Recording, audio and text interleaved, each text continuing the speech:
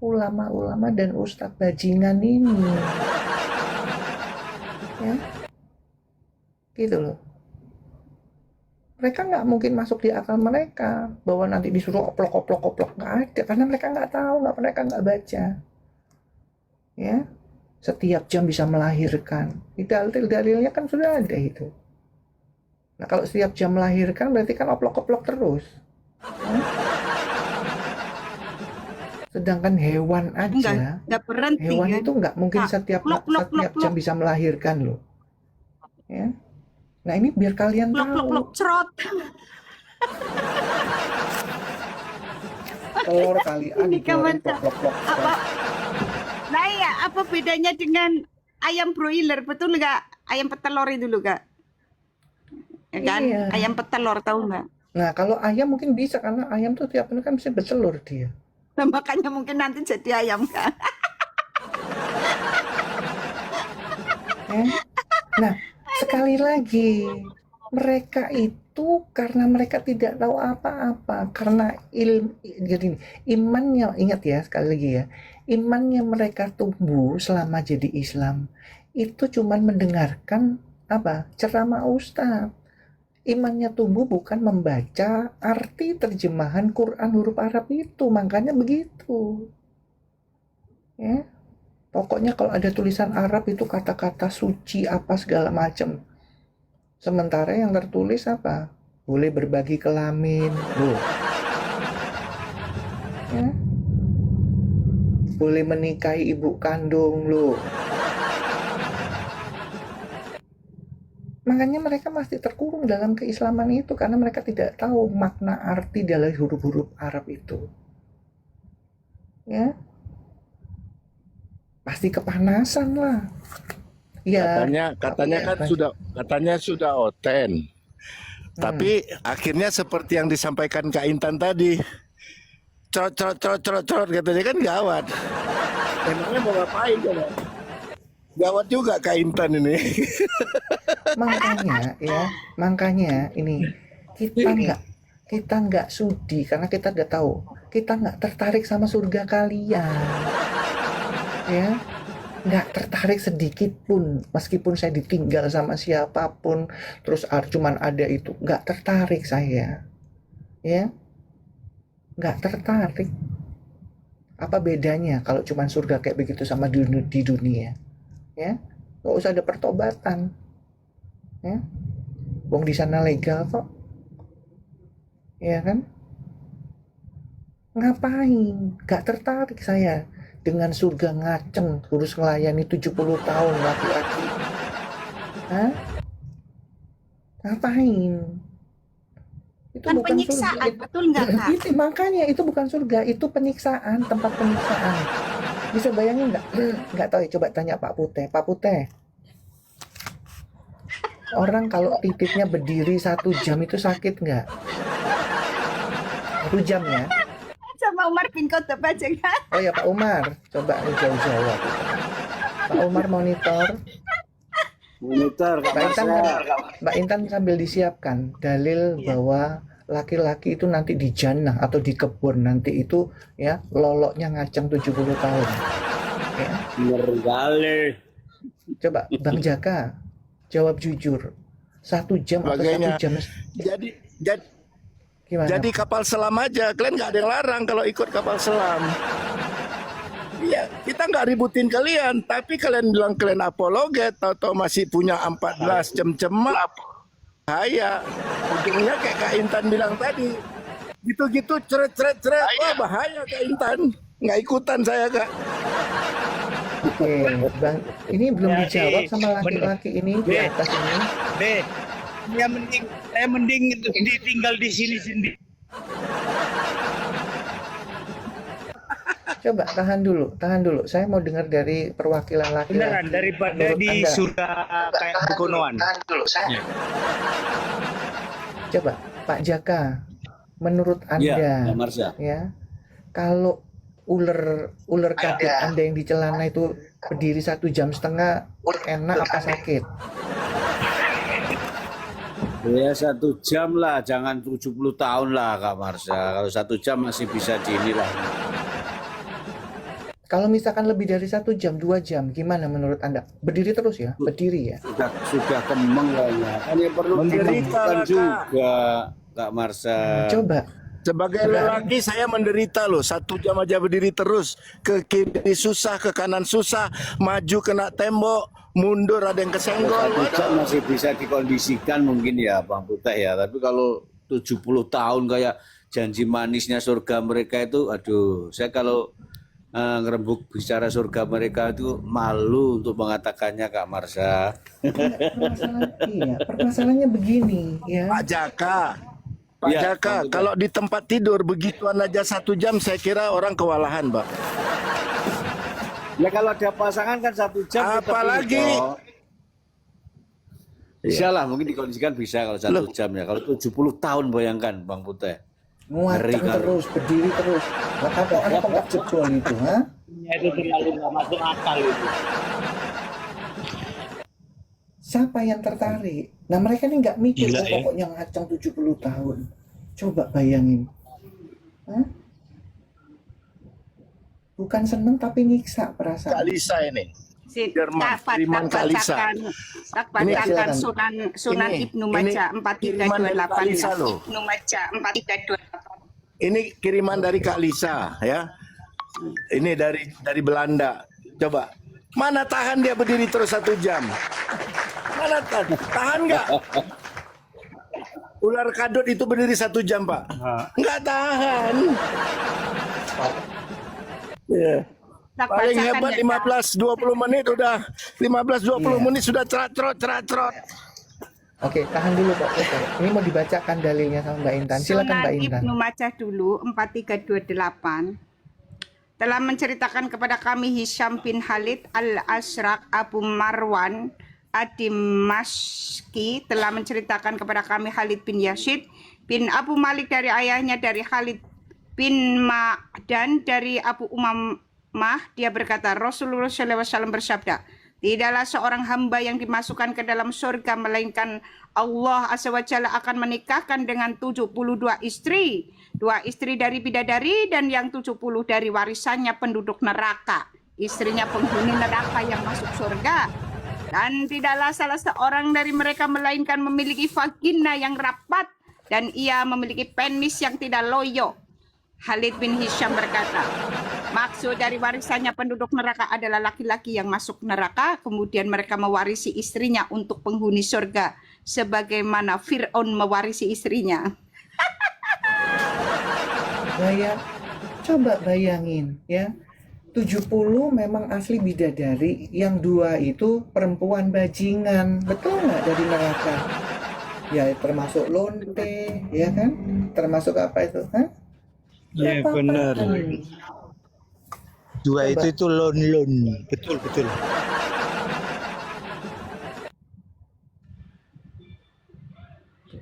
Ya. Ini mereka, ya itu tadi kalau kita bernarasi ini, mereka kan apa? Nggak pernah tahu dalil yang dibacakan Mbak Intan tadi. Coba mereka sudah diungkapkan di pengajian tentang surat-surat atau dalil yang dibacakan Mbak Intan. Pasti mereka akan berpikir kalau masih ada pikiran yang jernih, kan gitu. Oh iya ya, laki-laki itu semua untuk laki-laki kan? Nggak mungkin itu ayat itu buat perempuan. Hah? Kak Mau Marsha. kates-katesan. Sebentar, tahan dulu. Ya. Tahan dulu, Transfer ke sini teman-teman. datanya ya biar di screenshot. Sebentar, tahan dulu ya Kak sambil Marsha. Mbak Intan ini. Iya Pak. Bahkan istilah telur ceplok tuh saya baru tahu itu terinspirasi dari surganya Unjring loh. Banyak telur yang bunyi plok plok plok di sana toh. Ditancapkan tuh bunyi plok plok plok plok.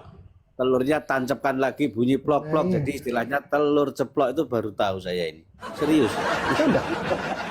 Dalil itu teman-teman, dalil itu ya punya 72 bidadari, yang 70 bidadari asli, yang 2 penghuni neraka.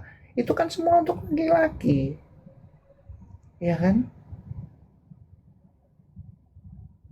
Makanya saya tuh bingung gitu kan. Ini perempuan-perempuan Islam ini mau nyari apa di sana? Sementara mereka tidak digunakan sebenarnya. Tidak berharga. Ya. Karena semua untuk laki-laki. Allah menyayangi laki-laki Islam. Ya. Nggak ada itu Allah menyediakan ya 70 ya laki-laki yang berlolok gede, nggak ada dalilnya itu.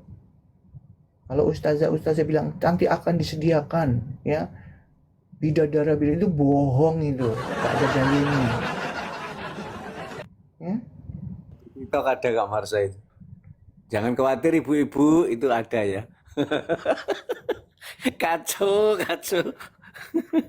Tapi kalau saran saya mendingan kayak Nora jadi lonte, karena nanti pasti dapat pasangan yang laki-laki yang masuk. Itu kan bener kan?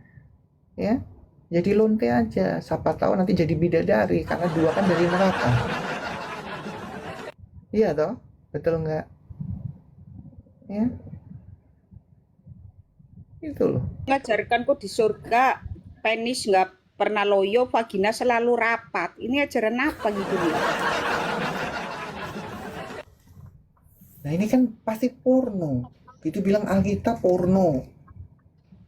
Kalau yang kamu baca tentang yang di kupingmu porno itu himbauan.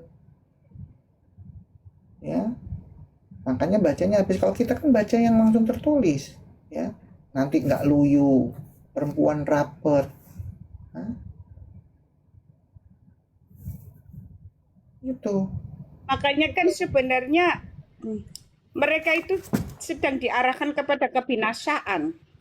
Yes. Karena sedang diarahkan ke alam pikiran yang lebih rendah daripada binatang. Betul nggak, Kak? Betul. Adam Hawa aja terjatuh kok akibat tahu itu. Makanya kan sebenarnya hal yang harus dihancurkan di dalam diri kita itu hasrat seksual itu. Karena manusia itu terjebak dalam kedagingan, otomatis sangat sulit untuk menghancurkan itu.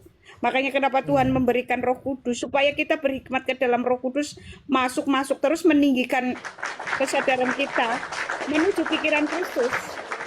Ini teman-teman cara supaya kita ini nafsu seksualnya itu berkurang dan mungkin lanjut dulu ya. nanti sama sekali hilang.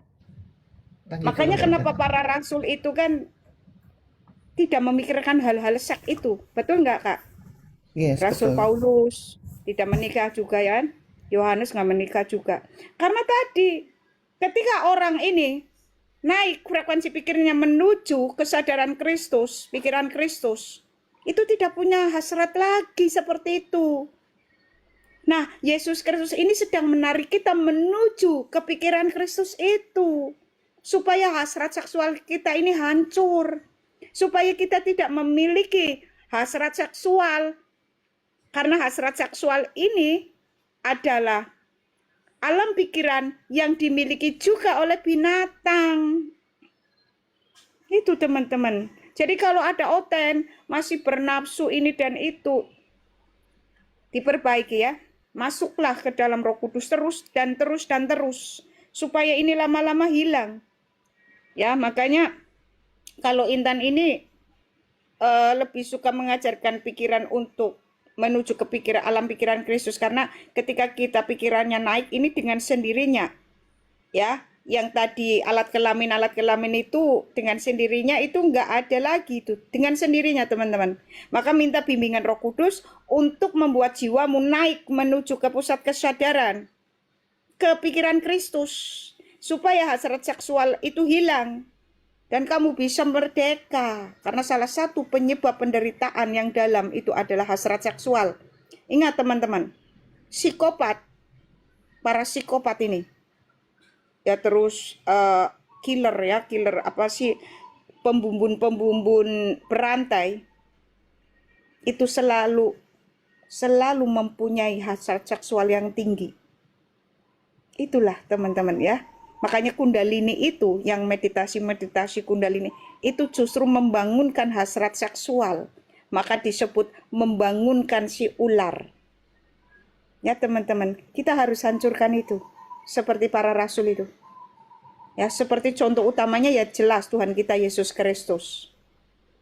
Nah, ini kok ajaran ini malah dibawa ke dalam, masuk ke dalam ajaran yang selangkangan terus. Yang menyatu justru dengan hasrat binatang. Mau jadi apa nanti di jurang maut? Kalau bukan tidak jadi binatang, karena hanya binatang. Ya yang puas-puasan itu, melampiaskan hasrat. Ngeri. Ya, teman-teman. Ngeri sekali. Silakan Kak Marsha.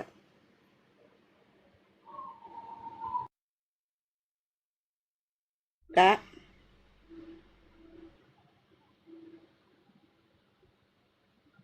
Halo. Ya makanya kalau Intan kan ngajari bagaimana supaya manusia itu memiliki pikiran Kristus itu kan dengan mengalihkan perhatian itu ke musik-musik yang lembut, itu berdiam diri dalam Tuhan terus itu kalau dilakukan terus teman-teman, masuk ke dalam Roh Kudus, minta Roh Kudus membawa jiwa kita naik ke pusat kesadaran atau Peniel di mana dulu Yakub bisa bertatap muka dengan Allah. Ya minta sama Roh Kudus, karena kalau kita sendiri usaha kita itu nggak akan mampu teman-teman. Ya minta ke Roh Kudus untuk membimbing jiwa kita naik kepada pusat kesadaran. Nanti seluruh hasrat kau yang buruk dan jahat itu hancur. Itu yang harusnya dilakukan noten-noten ya. Ketika manusia itu masih ada jahatnya, itu berarti belum hancur itu. Ya kekuatan iblis itu belum hancur dalam dirinya. Maka jalan satu-satunya memang meminta kepada Roh Kudus untuk membimbing jiwa kita menuju pusat kesadaran yaitu Peniel, ya di mana Yakub itu bertatap muka dengan Allah. Nah, pusat kesadaran kita inilah atau Peniel inilah yang harus terbuka sehingga tidak ada tabir lagi antara kita dengan Allah kita seperti yang Yakub alami di Kejadian 32 ayat 30 dan 31. Itu yang harus dilakukan oleh Oten, membuka pusat kesadaran, menyatu dengan Bapa. Ya, teman-teman. Makanya kasihlah Tuhan Allahmu segenap hatimu, karena Roh Kudus di hati. Nah, minta Roh Kudus di hati kita itu untuk membimbing jiwa kita. Makanya segenap jiwamu, terakhir itu akal budimu. Karena Peniel ada di sana, di akal budi kita. Nah, ketika Peniel terbuka, kamu masuk ke hadirat Allah sepenuhnya. Disitulah semua kejahatan dan keburukanmu itu hancur lebur, teman-teman. Tidak ada lagi kamu itu punya niat jahat, tidak ada lagi kamu itu punya hasrat seksual. Kamu jadi manusia merdeka seutuhnya. Ya, di dalam Kristus Yesus itu, teman-teman. Ya, itulah yang dikatakan sebagai pada saat itu kamu akan tahu bahwa aku di dalam Bapa dan aku di dalam kamu. Penyatuan seutuhnya, teman-teman. Ya, sehingga yang berkuasa atas dirimu itu sepenuhnya adalah Allah sendiri. Ya, kamu pun tidak berkuasa atas dirimu, tetapi Allah sepenuhnya yang mengambil alih dirimu. Ya, teman-teman, silakan lakukan itu aja. Nah, kalau Oten masih hasrat seksual, cerot sana, cerot sini, ya, plak-plok sana sini, berarti itu ya kebinasaan juga nantinya. Karena tergantung dengan alam pikiran kita. Ya, apakah alam pikiran kita bisa lepas dari seluruh nafsu rendahan itu atau tidak? Makanya yang perlu diperhatikan itu adalah alam pikiranmu. Makanya kan kasihlah Tuhan Allahmu segenap hatimu, jiwamu dan akal budimu. Terakhir itu akal budimu, pikiranmu, alam pikiranmu. Maka bukalah itu Peniel. Ya, itu Intan ajarkan nih. Berhikmat. Seperti yang diajarkan oleh Tuhan kita, tutup pintu, berdoa, ya, di dalam nama Tuhan Yesus Kristus, lalu meminta Roh Kudus membimbing jiwamu. Nah, supaya jiwamu naik ke kesadaran tinggimu, yaitu Peniel, pusat kesadaran, supaya kamu menyatu sepenuhnya dengan hadirat Allah. Ya, teman-teman. Itu yang harus dilakukan mulai sekarang supaya kamu tercerahkan. Supaya tidak ada pertikaian lagi. Masing-masing kenalilah dirimu sendiri. Supaya tidak ada pertengkaran atau perdebatan lagi. Supaya tidak ada kebencian lagi. Ya, supaya tidak ada penderitaan lagi, teman-teman. Intan ajarkan itu ya. Mulai nanti malam lakukan. Nanti malam coba lakukan atau nanti siang atau ketika kalian itu ada waktu lah ya. Karena Allah itu tidak tergantung ruang dan waktu ya. Jadi nanti dicoba berdiam diri dalam Tuhan. ya, masuk kan seperti Tuhan ajarkan, sembahlah Allah di dalam roh dan kebenaran, lalu tutup pintu. Ya kan begitu kan? Menyendiri, berhikmat. Menyendiri, Nah, betul Kak Intan, iya, betul. menyendiri, berhikmat, hening, lalu masuk ke dalam hati. Sebutlah nama Tuhan. Dalam nama Tuhan Yesus Kristus, kan begitu ajaran Tuhan nih. Dalam nama Tuhan Yesus Kristus selalu minta ke Roh Kudus. Roh Kudus, izinkan aku ya menuju kepada hadirat Bapa, menuju penialku. Itu supaya aku tidak ada lagi, yang ada hanya Kristus sepenuhnya hidup di dalam aku. Bukan aku lagi yang hidup, melainkan Kristus yang hidup di dalam aku. Baru kamu di situ tercerahkan. Baru kamu Emang beda, mengerti. memang beda Mbak Intan sama ajaran Mamat. Kalau Mamat ajarannya Iya apa tuh. ya? Masuk, tutup pintu, tapi buka celana. Itu ajaran Mamat.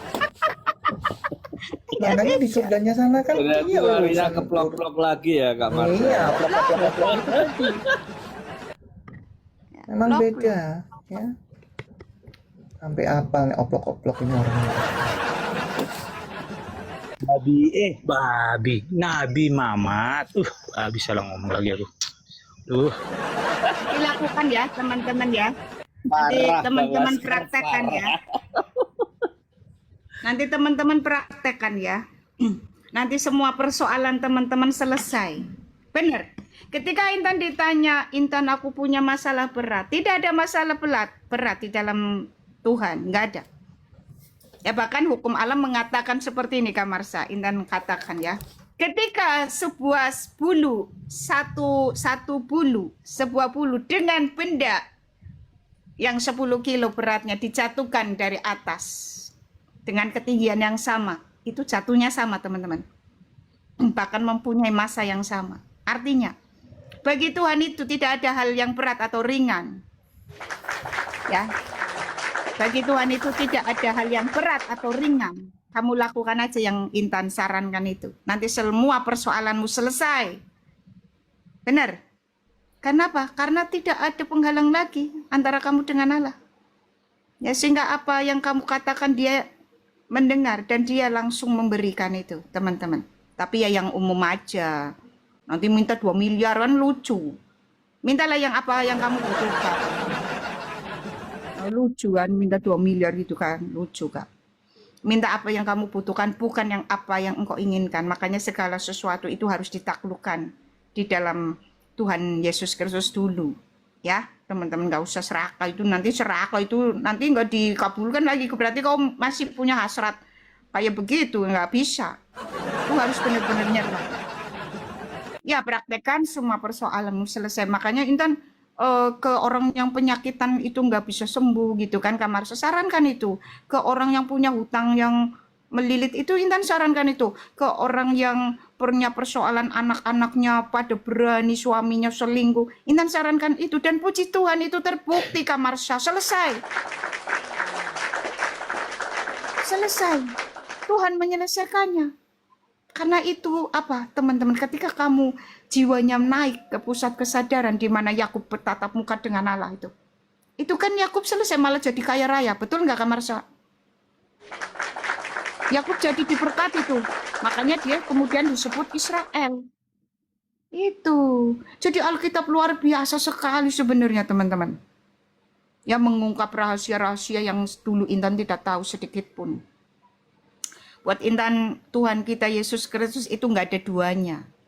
Tetapi ketika dalam pengajaran langsung begini Kak, misalnya sama Ucim, gelar-gelar utama Tuhan Yesus Kristus, mereka nggak bisa terima. Langsung, apa itu? Makanya kita pengajarannya beda dulu. Ya. Itu loh teman-teman. Makanya lakukan itu apa yang Intan sarankan. Berdiam diri dalam Tuhan, tutup pintu. Ya, lalu dalam nama Tuhan Yesus, ya Roh Kudus, bimbinglah aku menuju ke pusat kesadaranku, menuju hadirat Allah, agar aku menyatu dengannya sepenuhnya. Di situ kamu nanti bisa komunikasi dengan lancar. Ya teman-teman, dan apa keluhanmu? Ya, ada kan Kak dari Malaysia ini. Ini anaknya berani banget, teman-teman. Suaminya selingkuh. Nangislah dia, udah kayak merana sekali gitu loh Kak Marsha. Terus Intan sarankan itu teman-teman. Terbukti itu teman-teman. Suaminya kembali, minta maaf, sayang anak-anaknya yang tadinya berani malah karena bekerja itu ngirim berapa itu Kak. 250 juta apa itu dia cerita sama Intan, malah Intan ditawari. Intan, Mbak Intan tak kasih. Enggak ya teman-teman. Kalau Intan, kalau Tuhan tidak perintahkan nggak berani, nggak mau.